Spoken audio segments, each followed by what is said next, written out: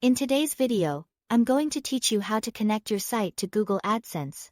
If you want to start displaying ads on your website, one of the first things you need to do is connect and verify your site inside your AdSense account. The process is straightforward, but it's important to do each part carefully so your site can be reviewed properly. To begin, go to your Google AdSense account and sign in.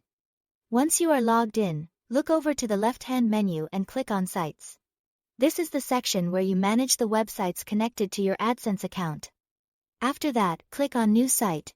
You will then be asked to enter your website address. Type in your site's URL without adding www at the beginning, then click Save. Make sure the address is entered correctly, because even a small typo can slow down the verification process.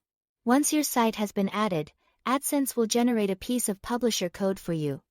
This code is what Google uses to help confirm that you own the website and that you have access to its files. Copy the code exactly as it appears on the screen. Be careful not to change anything in it, since even small edits can cause problems during verification. Next, you will need to place that code into your website's HTML source code. Specifically, paste it between the opening head tag and the closing head tag of your web page. This means the code should go in the head section of your site, not in the body content.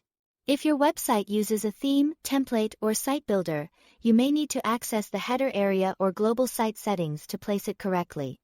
The key is that the code must be added inside the head section so Google can detect it. After inserting the code, return to your AdSense account. From there, check the confirmation box to let Google know you've added the code to your website. Then click Verify, and after that, select Request Review. This sends your site to Google for the review process. At this point, all you need to do is wait for Google to check your website. Depending on your setup, it may take a little time for the code to be detected, so if verification doesn't happen instantly, give it some time and make sure the code was placed correctly.